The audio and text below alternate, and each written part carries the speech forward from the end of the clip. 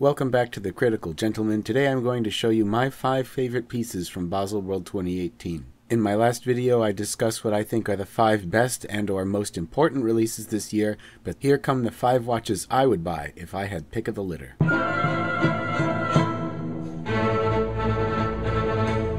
First up, we have the Rolex GMT Master 2 Root Beer.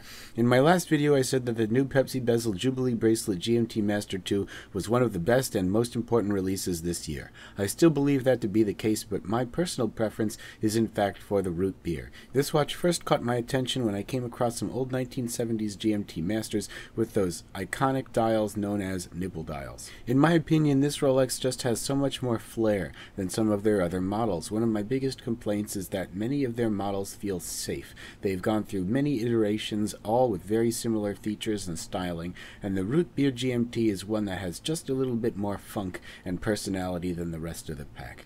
Maybe I'm an iconoclast, but it seems like one of those watches I would wear just because it's a little bit different. It has a slightly warmer color palette between the rose gold on the bezel and the bracelet, as well as the accents on the dial around the lume plots plus the hands. It seems to toe the line between a watch that's strictly business and one that's all play, and I think that's one of the reasons it's found its way into my top 5 pieces from Basel 2018. Next up is the Breitling Navigator Unitime. Normally a 43mm watch would be out of the question for me, and even though I may not end up wearing this one, I still find it fascinating. Breitling has created their own in-house world time movement, which allows adjustment of the time zone with a turn of the crown. It's one of the few complications which I find has an actual practical application, and I happen to find the silver dial variant particularly attractive. I'm not sure this watch would replace the Navitimer chronograph in my collection, however it would be an enjoyable piece to take with you on a trip, especially if it came in a bit of a more reasonable size. Coming in at number 3 is the Tissot 1948 Anti-Magnetic Hand Wind. Another watch which I like very much but probably won't purchase, only because it's a little bit big at 42mm. I appreciate the fact that it's got a hand wind movement, and I do like the sub-dial placement closer to the 6 o'clock marker on this model. I believe that's a result of their using the Unitas movement as opposed to the other movement which was in the 150th anniversary watch, very similar to this one, released I believe in 2011. Still, it's an attractive design, and if you're in the market for a hand-wound sub-dial seconds watch, I would look no further than the Tissot 1948. Closing in on numbers 1 and 2 on this list, we start to approach watches I'm seriously considering adding to my own collection.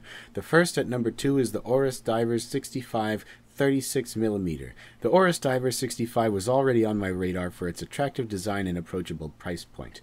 However, at 40mm it was still just a little bit uncomfortable for me. At 36, it is right in my sweet spot, and I can't help but wonder if it would look great on my wrist. And if it weren't for watch number 1, which I'm about to show you, it would certainly be the next contender for my money.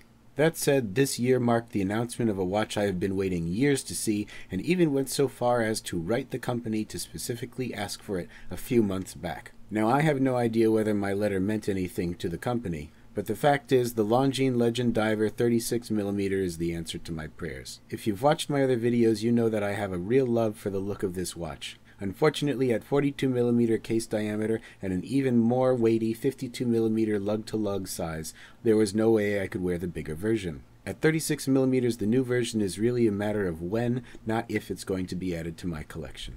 I hope you're not too disappointed that my number 1 pick for most exciting watch at Basel 2018 is what many of you may consider to be an unremarkable release.